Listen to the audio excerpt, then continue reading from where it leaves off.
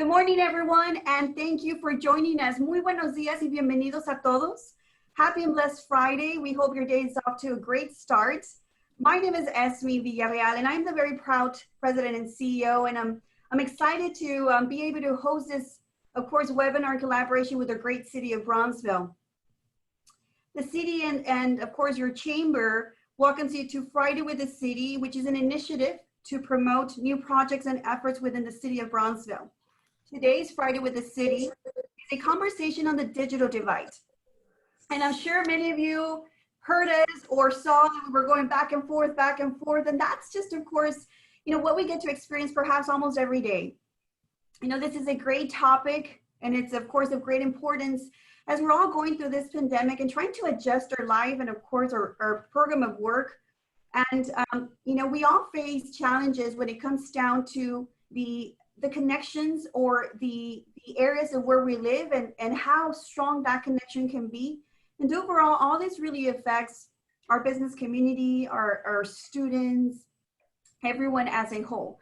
So today we're very excited to have the opportunity to learn from experts and of course from our city leadership of what we as a city are doing and how are we going to move forward as we continue to be innovative and futuristic, and of course as we continue to adjust to the new norm during this pandemic.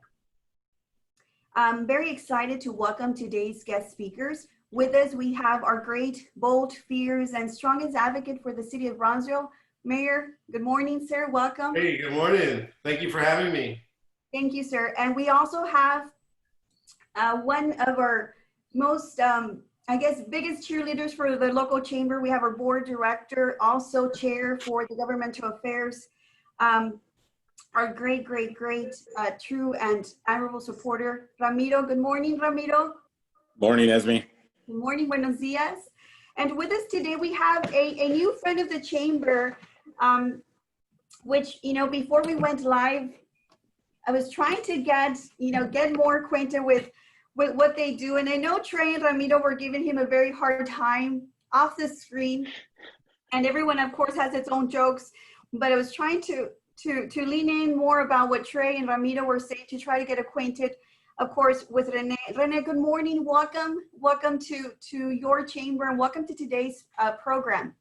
Again, as I was mentioning, we're truly excited to have the opportunity and platform to connect with our community and update everyone of what your city is doing.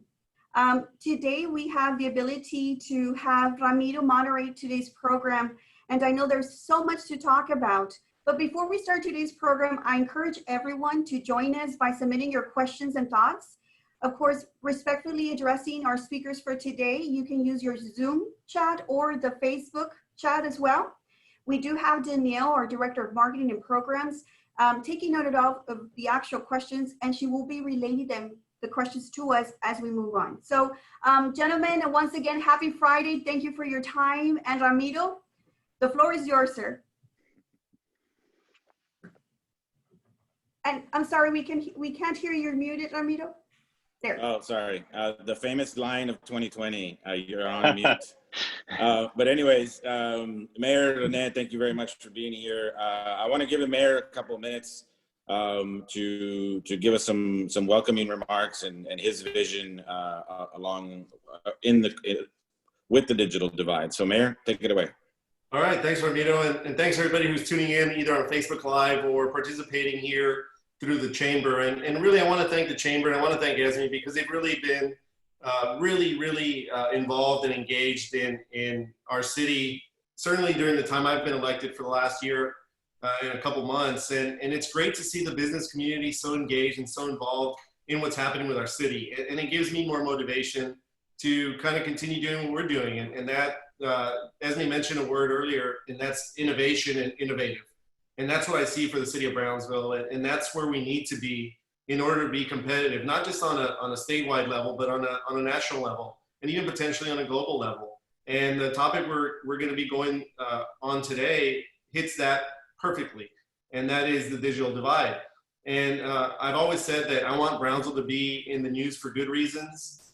Sometimes we're in the news for bad reasons, and just maybe about a year ago or more, we were in the news and we were in articles and headlines because unfortunately we were designated as the least connected community in the entire United States. And while the economics of it aren't surprising, we are one of the poorest communities in the US as well. But that gives us various opportunities. I see that as an opportunity, right? And because of our position as one of the poorest communities, it opens us up for grants and other types of funding. But also, being the least connected community for me is just a challenge. How do we fix that? And the future is digital. The future is exactly what we're doing today. Did we think 6 months ago that we were going to be having some sort of online panel like this where we all are connected? And that's the irony of this. We're all talking, we're all communicating through internet and through broadband connectivity. Those that don't have that, unfortunately, don't have access. And that's kind of what we're facing as a community. And my concern is students and education, because it's called a digital divide for a reason, because people and economics and communities are becoming more divided as we experience the internet and the internet revolution as it continues. So how do we fix that? How do we become more connected? And last year when we had the State of the City address in October, I discussed this as one of my priorities. Hey, we've got to fix this. We have to fix the digital divide. It's unacceptable that we are where we are. We're better than this, and we're going to be better than this. So part of that is coming up with a plan and a solution. So we've been working diligently behind the scenes on a lot of this. We've sought out partnerships, and it's a great collaboration. You're going to hear all about it. We've collaborated with GBIC, BCIC, Texas Southmost College, BISD, UTRGV, the Port of Brownsville, just to fund a study to figure out what our assets are, what our digital inventory is. Then from there, we get to hear about how we're going to fix it and how we make ourselves more competitive. And the great thing about being connected is the economic development possibilities as well. People and companies don't necessarily have to relocate physically. People can actually live in Brownsville, work from Brownsville, as long as they have the infrastructure that exists.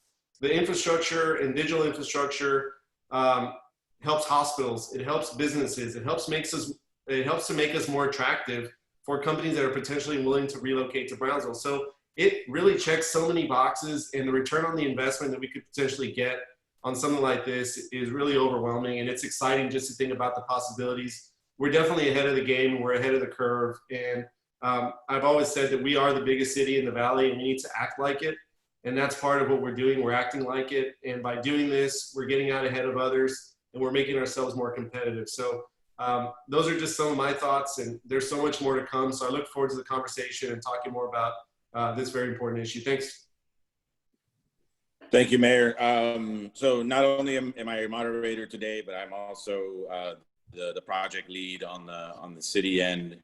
So I'll now do my report. So I can't remember, Esme, when we did this the first Friday with the city. I think the first Friday at the city was a conversation on the digital divide, and I think it was sometime last year. I want to say it was Huh?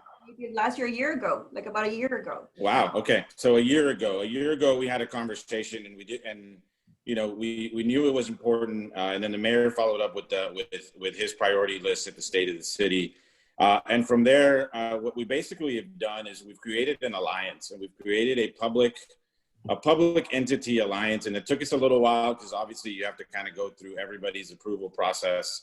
But like the mayor said, we put together, the public entities. So BISD is the city's leading this effort, but the city is in partnership with BISD, BCIC, GBIC, Texas Southmost College, UTRGV, Port of Brownsville, and Brownsville PUB. And so that really, puts us at a huge advantage.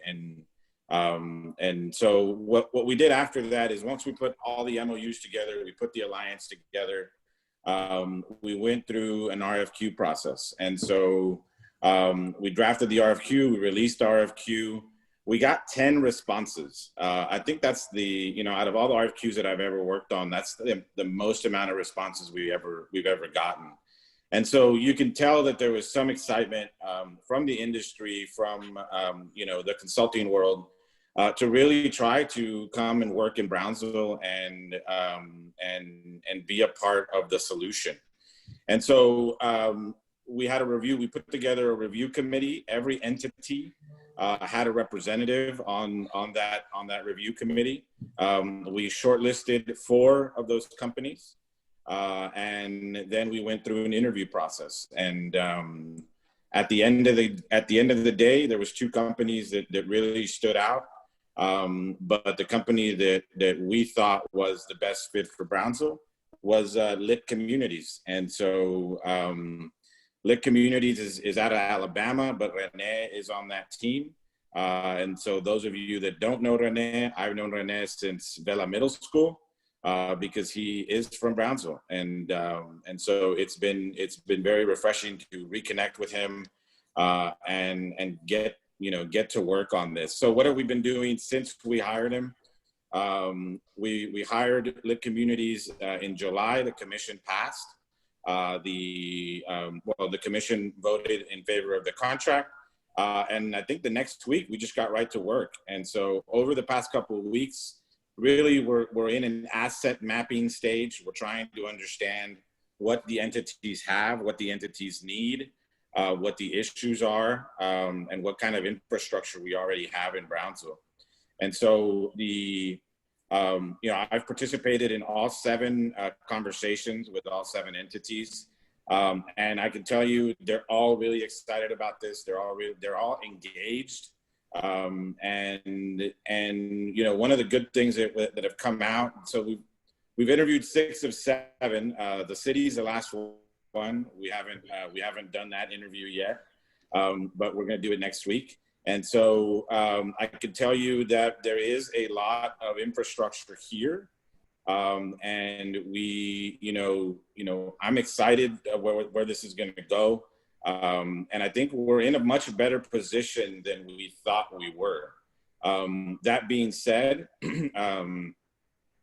obviously, COVID has accelerated these issues, as the mayor has said. And so, with COVID accelerating, there are, some short-term needs that this study cannot cover.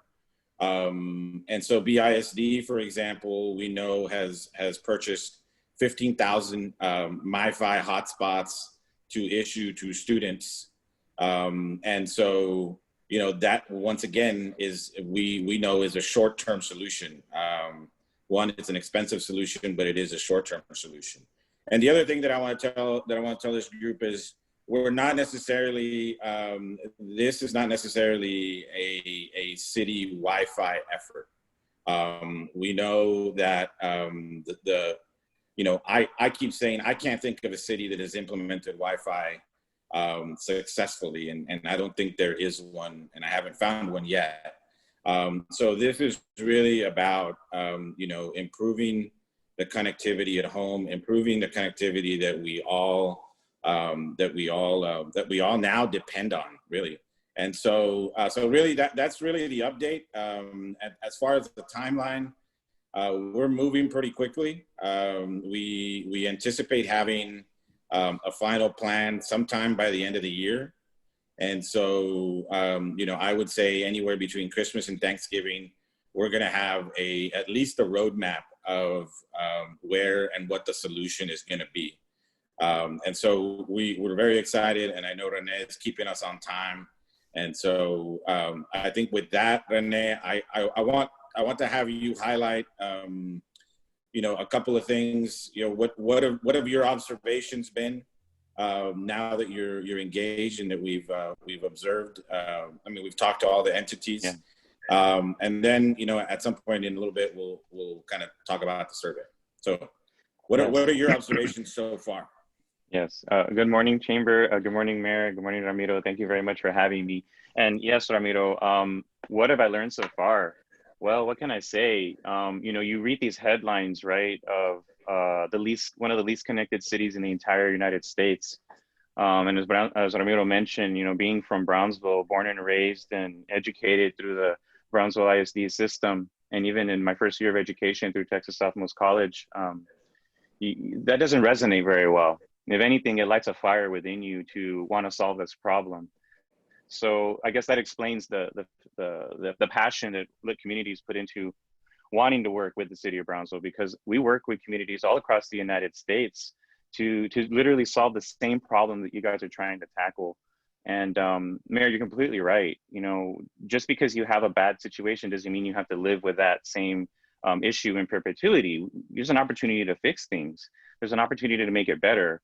And not accepting the status quo, number one, is the first observation that I really truly recognize from you all, the city, and yourself, Mayor, at your State of the City last year. I literally copied and pasted your State of the City text and sent it to Jordana Bard, and I was like, look, they're on the right track. They have the right mentality. So number one, it's having the right leadership. It's having the right vision for what you want to get accomplished.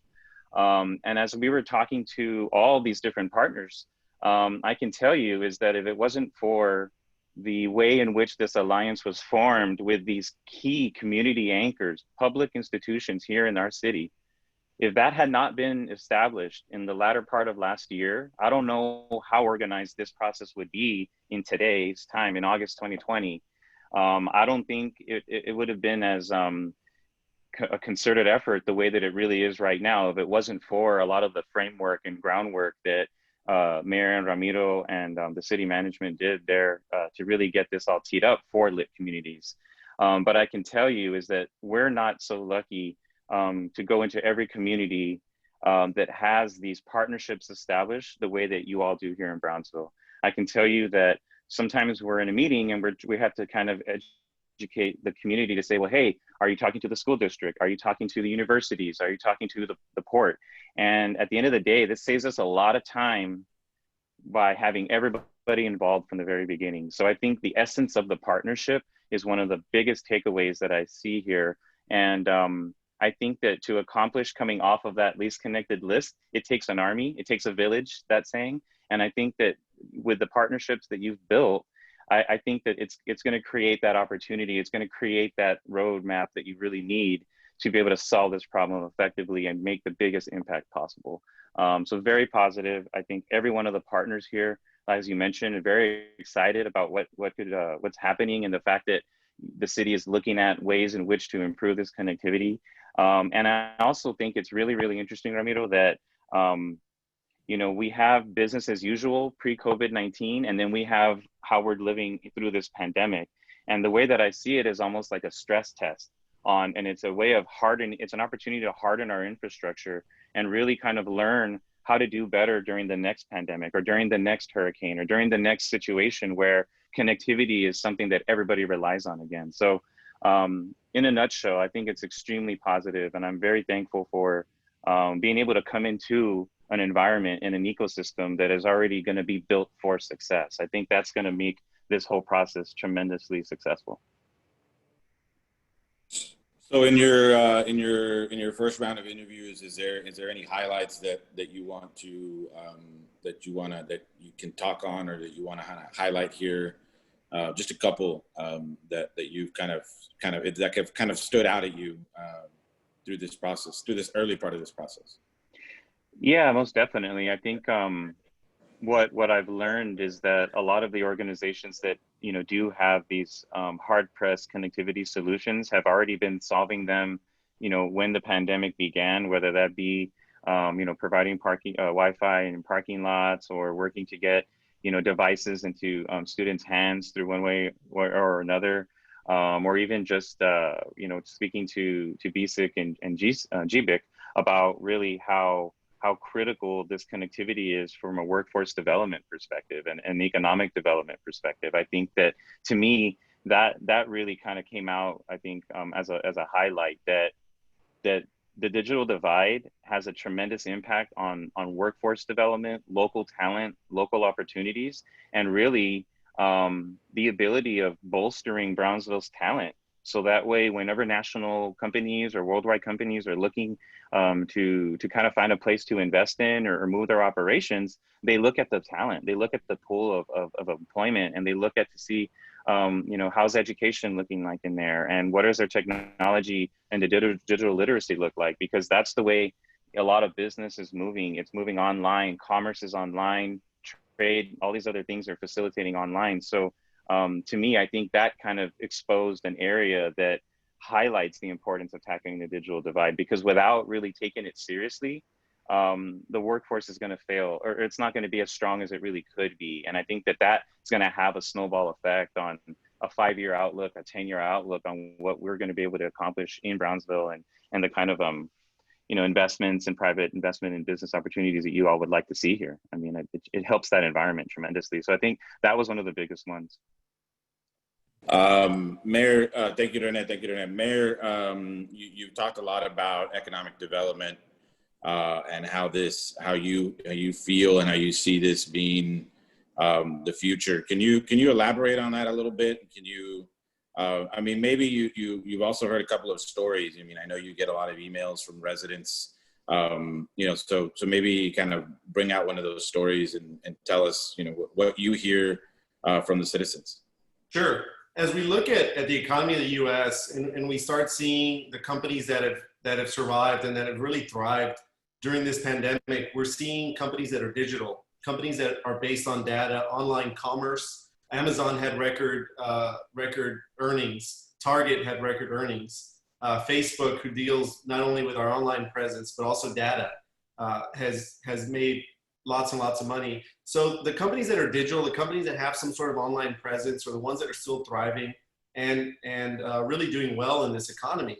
We see obviously the value of essential workers as well, and how valuable essential workers are to us. But most of us on this chat, and I'd say all of us on this chat, kind of take the digital divide and broadband connectivity for granted, because we're part of the individuals that are fortunate enough to have this and have it as part of our daily lives. But let's think of something, and that is that 67% of our community, it lacks the access to internet connectivity. Think about that. 2/3 of our community does not have access to internet at home. And I heard a story last year which really kind of opened my eyes and really, it really resonated. And this was the story of a valedictorian at one of our local high schools. And this valedictorian had to produce her speech to the principal.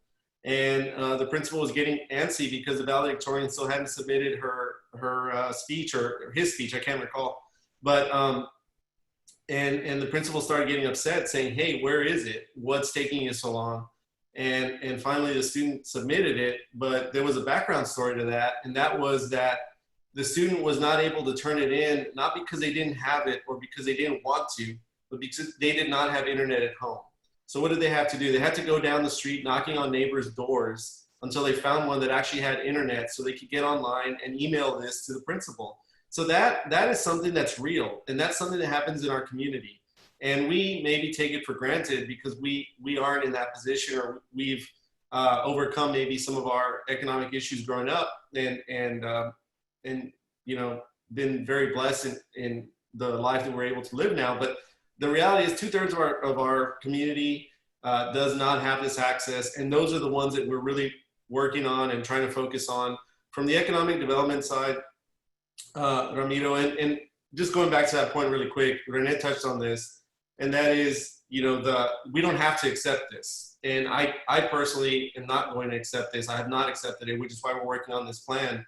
And the buy-in from all these other entities was so important, because that shows me that they themselves believe in this concept as well, and the value of it and what it means to our city.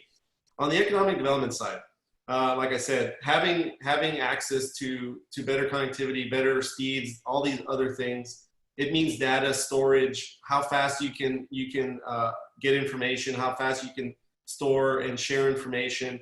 Just about every business nowadays needs internet in some way, whether that's emails. Hospitals need it to run some of their equipment, to share some patient data. And the faster we can do that, and the better we can do that, the more valuable it is for all of us. And it makes us, what I see and as a real potential is the value that it brings and the attractiveness that it brings to our city with the ability to bring and lure companies to Brownsville. We're struggle, and we've historically struggled with trying to bring businesses here because they're interested. They see certain things about Brownsville that they like, but then they'll have a question that we can't answer. Some of it is, well, what are you doing with power? Where do you get this from? And I know overwhelmingly one of those questions now is, well, how's your connectivity? What sort of fiber do you have? Do you have broadband? What infrastructure do you have in your city that'll help us run our operations? And that is something that hopefully when we're done with this, we have the answer, and we have a better answer than other communities across the state. We're already attractive, we're already on the map, and this is something that's gonna close that divide, so to speak. And this is part of our new city slogan, which is on the border, by the sea, and beyond. And the beyond part is the most important part, because I stress and I encourage everybody to think beyond. Think beyond the status quo. Think beyond the normal. Think beyond what you're comfortable with and what you think is okay. We need to get past that. We need to be beyond that. And we need to be beyond our competitors and everybody else around us if we're gonna close this and we're gonna be the city that we all wanna be. And that's a smart city, an attractive city, one that is progressive and does things not only, and I've always said this, we don't have the luxury of working smarter or harder. We have to do both. And this is something for me that that makes us so much more attractive and really is the place that we want to be, because this is the future. And if we can get there faster than everybody else, it's only going to help us. Well, I think you bring up a good point and something that I've kind of observed, and I think we'll take a couple of minutes here. I think as we learn the pandemic, and as the pandemic changes the way we work, I actually think that having access, tackling this issue, will tackle another issue that I know that you bring up a lot and that we brought up a lot in the past, which is the reversal of the brain drain, right? When we were talking offline before we got on, you said, "When are you moving back, Rene?" Because really, I mean, that's if he doesn't have to, Rene's a good example, right? If he doesn't have to go to an office, if the office is your home, then you could technically live anywhere, right? And so, I don't know if any of you, Mayor or Rene, you have a thought on that, and from there, I think we'll go to the questions, because there's a lot of questions. But yeah, I think those are kind of two things that I see. So I can chime in really quick on that, Ramiro. And Brownsville has positioned itself so well over the last 10 years or so, and some of that leadership comes from Dr. Gowan. But we've really done a great job of focusing on quality of life issues, building our trail infrastructure, focusing on our historical infrastructure, which is something that's very important to me, investing in the things that make us unique, our history, the zoo, and we're working on the zoo as well, but other things like that. We have the quality of life. We have the culture, and we have the ability to draw people here because of the way of life and the quality of life in Brownsville. So we've kind of built that aspect of it, right? Now it's up to building this side of it, and you're right. A lot of people work from home, but what I want Brownsville to be the city that people are proud to be from, and a city that people want to come back to. People like Rene, I want him to think, hey, Brownsville's the place I want to go back to. They've got all sorts of great stuff going on. They've got an awesome digital infrastructure, and that makes us attractive, right? I'm not saying we're going to be Austin, but I can tell you Austin was where we are now 30 years ago, and then they started focusing on technology, innovation, and they are where they are now. So we're behind, obviously, but we're well ahead of others, and it's not too late. And this is really something that's exciting, and something that I know is going to be a draw for bringing people down to our city. Yeah, definitely, Mayor. Rene, you're from the big city, so tell us what's going on over there. Well, we're tackling the same kind of problems here in San Antonio with connectivity in certain respects. We're only with 25% not connected compared to the 67% down in Brownsville. But absolutely, I mean, I think not only of folks like myself, but I think that think of the way in which the community can benefit by having the infrastructure that attracts these entrepreneurs, sole proprietors, maybe folks that want to really dive into Brownsville and do something that relies heavily on technology and connectivity. I think that this opens the door to, welcoming back folks just like me back to the community, and to really bring that impact from an economic perspective, but just from a social perspective, like coming back to Brownsville, coming back home, and bringing back these shared knowledge and shared resources and skills, and really kind of spread the love of what we've learned in communities like San Antonio, And, you know, where we touch our work in different states throughout the country, it's like, you know, it would be something that I know would mean a lot to myself, to be able to come back and to be able to have that confidence that whenever I need to do, you know, 40 hours a week of virtual meetings, like I'm sure many of us on this call here do, that the infrastructure that the city provides is going to be very, very top quality to be able to make it seem like if I can do my work from anywhere in the world. So, and Brownsville can be world-class through this technology. Brownsville can have world-class opportunities as well. Ramiro, Awesome. if I may add really quick, based on, you know, what I just heard from Mayor and Rene, I do want to stress that during this pandemic, as an organization, as we serve as a business community, we now know more about our businesses when it comes down to the gap, when it comes down to the connectivity issue. We you know, we've actually know of many businesses that unfortunately we're targeting smaller businesses that don't have that connection, that actually can connect or they can't upload anything. So we recently learned of businesses trying to apply, Mayor, to the EIDL, right? SBA's EIDLs, or to the PPP, or for forgiveness for the PPP. And they've actually reached out, our partners, you know, from other organizations, they've reached out to ask if we as a chamber can service the businesses to just allow them to come in and scan documents. You see, that tells you the story of how unfortunately this, you know, this situation, you know, doesn't allow our businesses to grow. And most importantly, you know, it's a loss of opportunity for smaller businesses to become more competitive and to grow, especially when competing, like you just said, perhaps, you know, the bigger corporations that don't have, you know, that type of issue. So, you know, having this conversation, to me, as we represent business community, it really allows us to be more hopeful, you know, of what the future is for our business community. But do know that as we, you know, as we have this COVID-19 Rapid Response Small Business Program through GPIC and in support of BCIC, we have been able to really connect to our businesses, and we're so glad to share the information with everyone at the city. And of course, Rene, anything that we can do, because we do have data that tells us we've actually reached close to 900 businesses and now close to 7,000 calls. And through these calls, we now know more stories of all these businesses that unfortunately, you know, have yet to connect and have that capacity to continue to grow, right, their businesses. And as we all know, small businesses are the backbone of our economy. So, you know, again, we're very proud to host this platform and glad to share all this, simply because our businesses are suffering due to the lack, right, and the digital divide. But there's definitely an opportunity to grow our businesses together. Let me say, Esme, as you know, and some people know, not only am I an attorney, but I also am a small business owner. I own a restaurant downtown, and technology has allowed us to survive in this pandemic.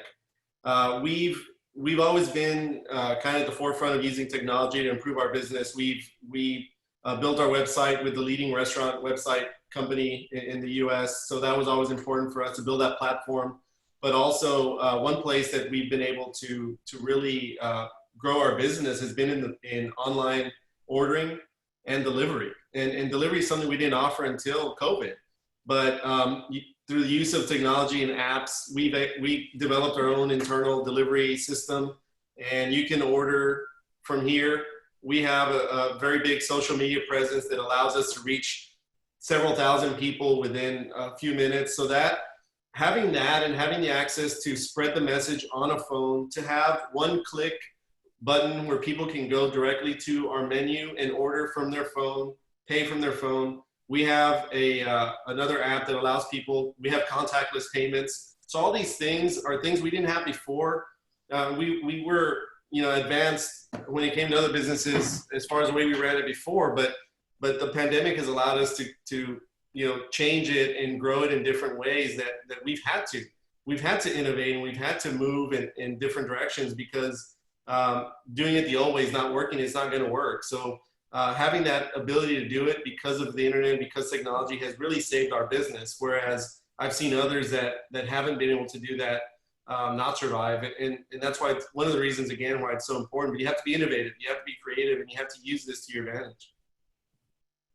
Definitely. One last thing that I will share that I did hear on the stakeholder conversations, Ramiro, and I think you were on those too, is that for some of the public partners, they said, hey, right now we're actually in a position where we need to create jobs and we need help to kind of help build our workforce. But if the job seeker doesn't have connectivity in the home and they can't work remotely, it basically closes the door on that job opportunity. So, you know, think about it from obviously the business having to harden and modernize its own infrastructure, but then also too that the potential workforce in Brownsville, for those job seekers, if they don't have internet connectivity, that severely limits their job options. So Rene, I'm going to put you on the spot now.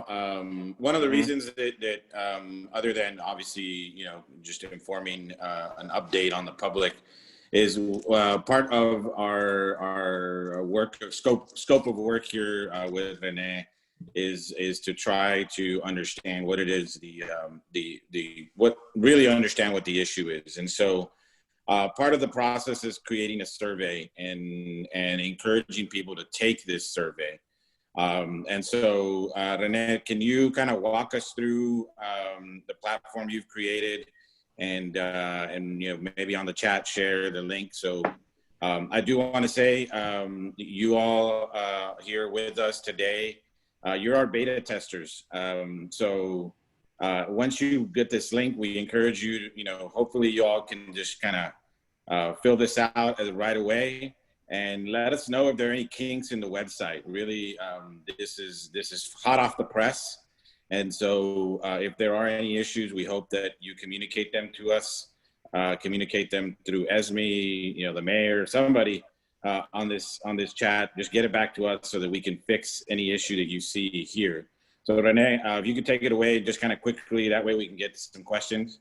But yes, quickly take us through what this website is and what we want.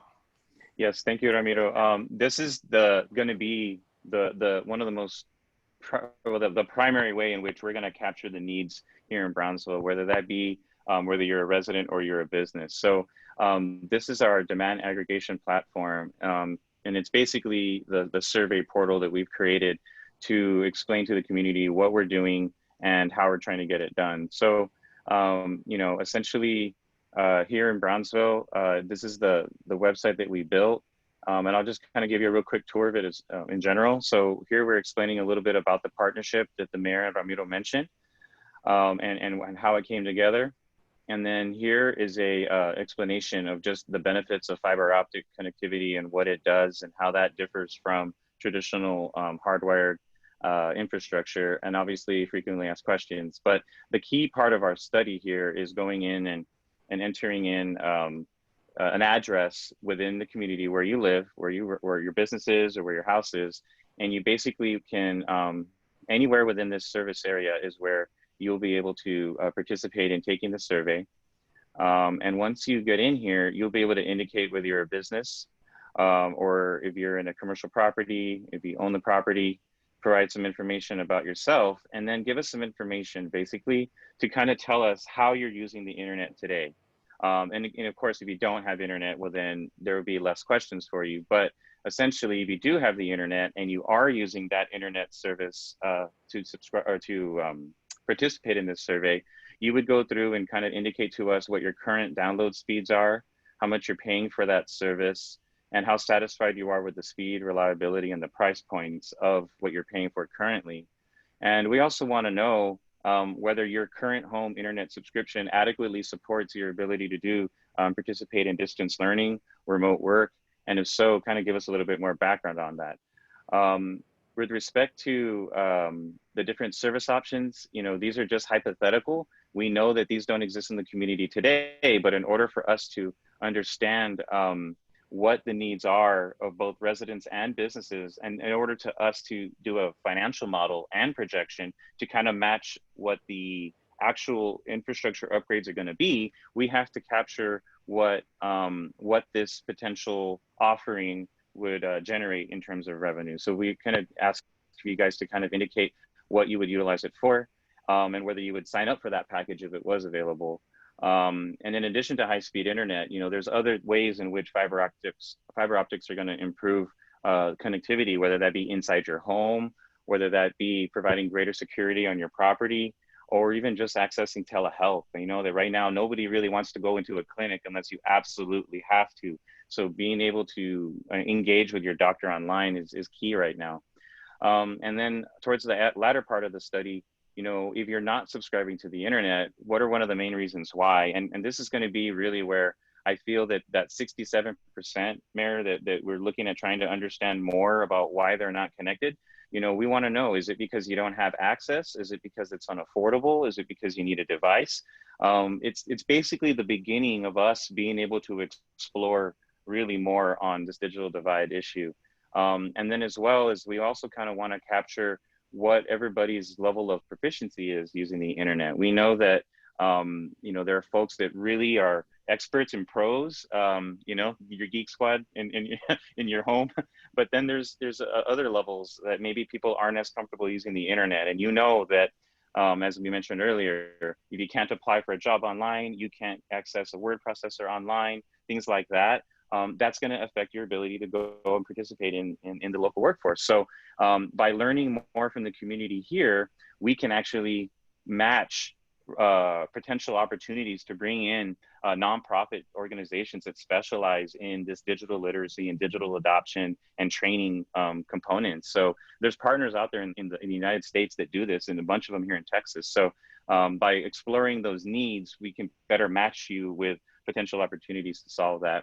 Lastly, whether that internet connectivity is limiting you or your family members' ability to do any of that work online. And then lastly, what would make this effort more effective? And lastly, you know, if you heard about this through any of the partners, which next week we're having our coordination with our launch group to, you know, market this. So you're probably going to hear about this a lot next week. Middle of the week, Wednesday is when we're officially launching this. So if you follow any of these partners on social media, I would expect that you're going to see some promotions there. And as well as other local groups here in Texas and Brownsville called Connect ATX, we know that they've been very anxious to want to help out and spread the word on fixing this problem. So once you're done with the survey, you would then be taken to a speed test and then be able to go from there. The last feature that I want to share with you guys is what we call the champion and the champion program. So what happens is that maybe you're used to being that person that drums up support on your block, in your neighborhood, or in your case, in your business.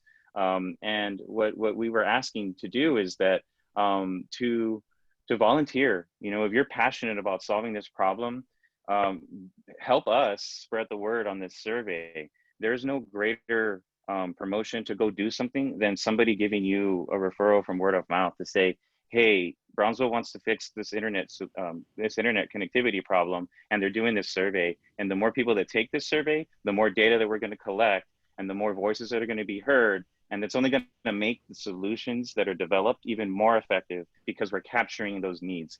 So, you know, we really want to see that partnership within the community. And then the last thing that I would share too is that for our Spanish speaking demographic there in Brownsville too, we worked very tirelessly with our partners who developed this platform for us. And I will be happy to report that Brownsville is the first community in the entire United States that this Swedish company has worked with, where we had to do a full Spanish platform on here. So we, you know, I want to thank my wife and my mother-in-law who helped me with translations, and Ramiro in a couple of areas. So, you know, we've worked really hard to provide this out there because if you don't have this in English and Spanish as a bilingual component to taking this survey, it's not going to make the survey as effective. So with that, I'll let it go here. I dropped the URL link in the web chat. And as Ramiro mentioned, if there's anything in there that you see, please let us know. Obviously, there's a contact us page here, but you know, please feel free to let us know. Our goal is to obviously have this launched officially on Wednesday. And thank you, Rene. And yes, you know, I think a critical component, not only knowing the data and you filling out that survey, but also that speed test, just so that we can know what speeds are out there in Brownsville. I think that's critical. The other thing that I wanted to highlight, I know you stopped sharing it, but we also did reach out to our surrounding community. So if you live in Los Fresnos and you live in Rancho Viejo, we want you also to take this survey And that data that we collect on those cities will be handed over to the cities so that they can then either, you know, the power's in their hands, right? They know the data, and we're just going to turn over that data to them. And so that was another interesting story from the mayor of Rancho Viejo. You know, she has to have 3 devices in case, because her internet connection is pretty slow in Rancho. And so, so if you're in Rancho, if you're in Los Fresnos, you're also a part of this. And like I said, it really will inform your elected officials there as to what it is that the issues are. And so with that, I think I'm going to go ahead and address some of these questions that have been out there. Ramiro, yes, ma'am. Before we go into those questions, I do want to say to our speakers, my phone can't stop. I mean, it doesn't stop with the incoming text of questions. I do want to stress to you how people are extremely accepting this webinar. And I have a collection of questions that I'm trying to forward to Ramiro at the same time. But I do have a question addressed really quickly to Rene. So as a chamber, we're proud to be supporters of all initiatives of our city, right? With that said, I know that Ramiro and I are in constant communication. So just to clarify, this survey is, one of the questions that came in was, is it in Spanish? So yes, it is in Spanish. Secondly, the time frame, Rene, that you mentioned is that this would be available effective next Wednesday, correct? The 26th. What's the time frame for constituents to answer for how long? You know, what's the trial so we can go ahead and help you by one, sending it to all of our businesses. We have thousands of emails that we can send this to. We also now have new data of information of businesses that are not active members of the chamber through, of course, through BCIC and GPIC. So we can also send this to these businesses. And the great thing is that businesses that contact the chamber, not only just Brownsville businesses, but we do have Rancho Viejo, Los Fresnos, even San Benito. Quite frankly, we have information from all over Cameron County. So we can gladly share that with everyone. But how long do our businesses, and I'm speaking businesses, of course, but I know residents, residential areas too, but how long do businesses have to submit their responses? Well, ideally, the survey will be open through the end of December of this year, but we really would need a lot of critical mass to participation on this survey sooner than later, because in order for us to really build the financial models and have them be accurate, I think that we would need to have a bulk of the community have taken the survey during the month of September and no later than maybe the end of September. So that way we can have the best financial models put together in our projections, basically. So if anybody can't take it by the end of September, then we're obviously still collecting the data. But I would say over the next 45 days would probably be the most critical period for us to really capture the information we need to prepare the study in real time. We can adjust the models later, but to do the current preliminary models. You know, and it sounds, it's truly, you know, maybe like it doesn't make sense, or my question doesn't make sense, but as we're targeting the digital gap, what about those that currently don't have internet? How are we connecting with them? Are we doing some other efforts aside from an online survey to get to them? Because that's what we have to.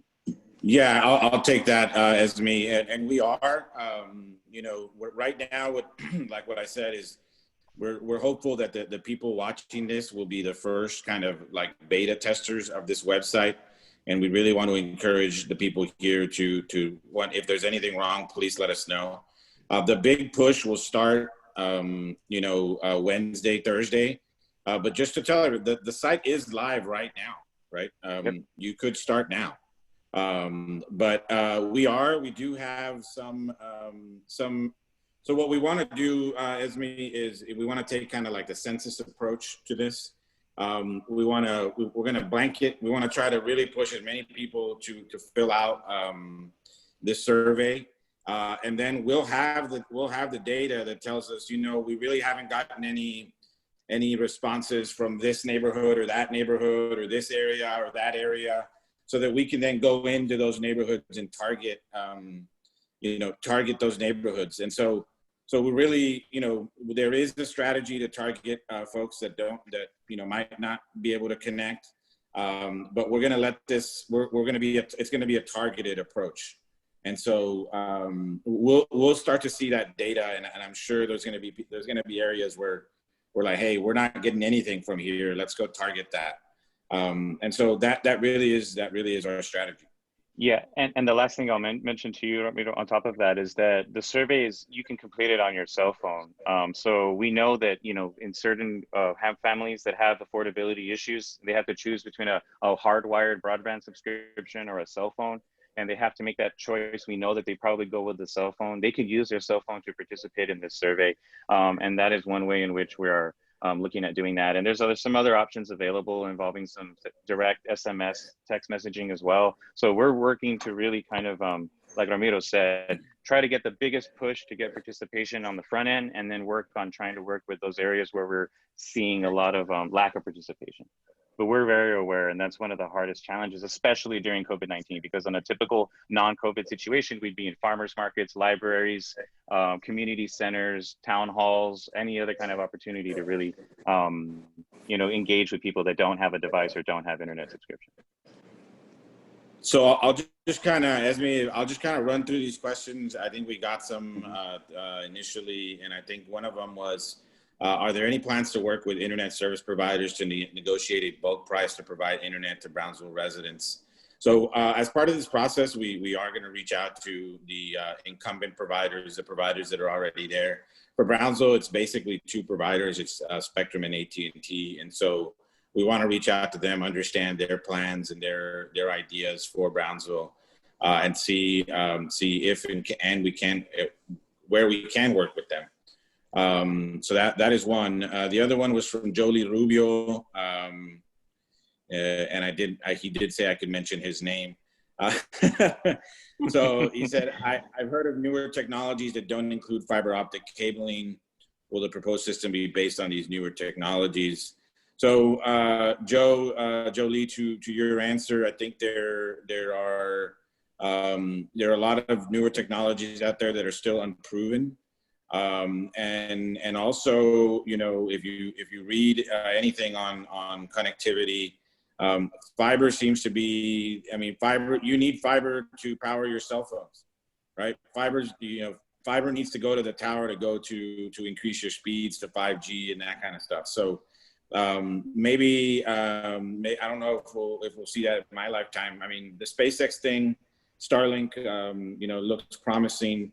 But it's still, it seems like those technologies are unproven. And then the other one is from Rudy Mireles, reporter from KRGV. With some schools already in virtual sessions and more to join in the coming weeks, has there been a degradation of connectivity and speeds and are more expected around the children as children use the internet all day? Rudy, I think we're all experiencing that, right? Even in my house, we have 3-4 devices going all at the same time, and so I think sometimes I do have issues, and so I know that there are people out there with 3-4 kids in the home with 4 devices. So yeah, as they start to take that bandwidth, that could potentially be an issue. I haven't gotten any reports. We haven't seen anything like that. But I can tell you that's probably will become an issue. Yeah, I can definitely confirm.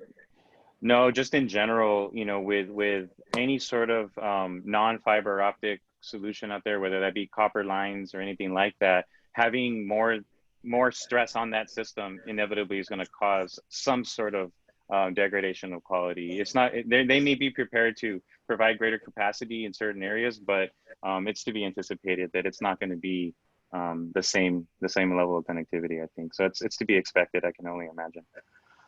So to answer Rudy Mireles' second question, has there ever been a conversation to include internet access as PUB utility service? When will the poorest child in Brownsville have free access to internet? So Rudy, the first question, PUB is a part of this alliance. And so they are an important part, a very important part of this alliance. And so we will be having those discussions. When will the poorest child? So that's another part of this plan that will come later on. Digital divide is two things. It's infrastructure. And then it's also inclusion. So I know Rene has worked, we're part of this scope of work is a digital inclusion plan. And so we'll come up with that. And I know there are national nonprofits that are in this space that have already reached out to Rene to try to work with us on the Brownsville plan. So they're very excited. So I don't want to take any more time. I'll kick it back to the mayor for some closing comments, and then Esme, you can close us out. Thank you, everybody. And Mayor, take it away.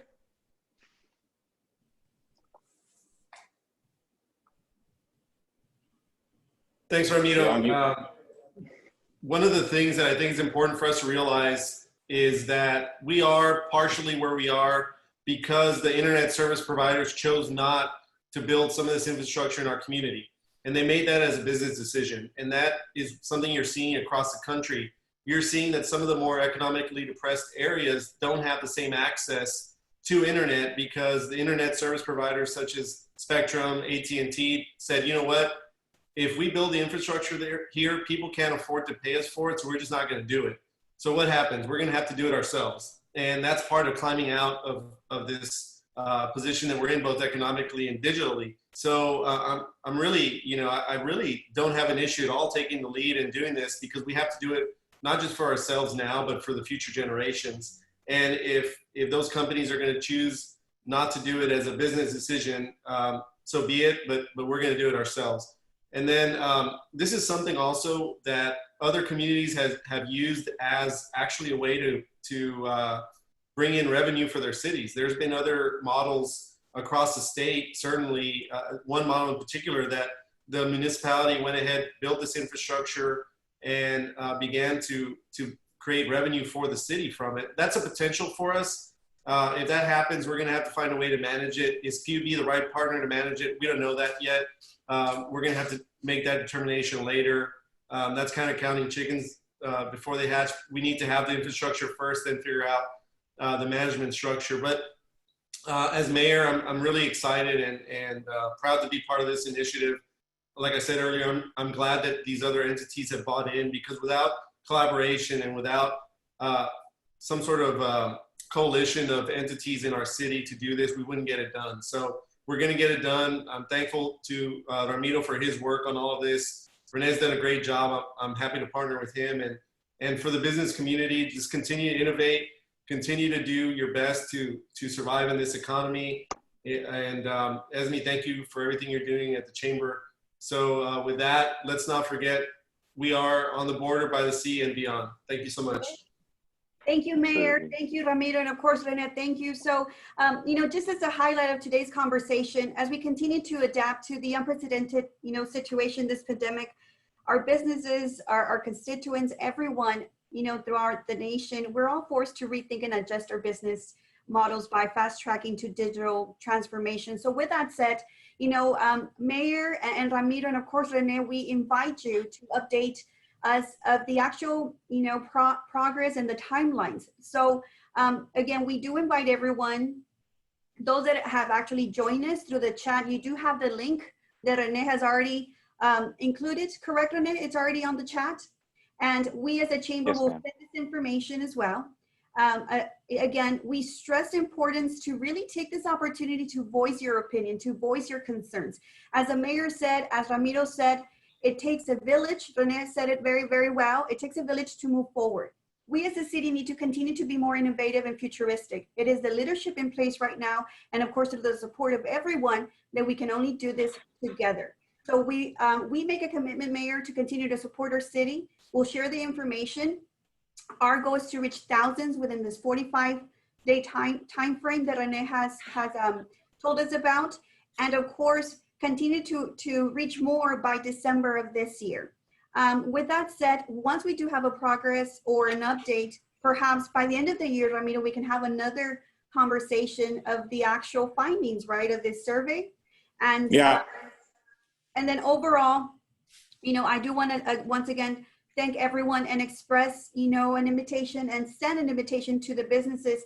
Connect with your local chamber. We are here to voice our business community, to make sure that we represent you, and we have the ability to connect and bring our leaderships, our leadership such as our mayor or overall the city management offices, leadership to come and hear what your business is going through and experiencing. So on behalf of our board of directors, we thank our great speakers today. Happy Friday to everyone. And let's not forget that we're still in the pandemic. Wear your mask, we all have a social responsibility. Stay safe and continue to support your businesses. Thank you, everyone. And thank you for your time. Thank you.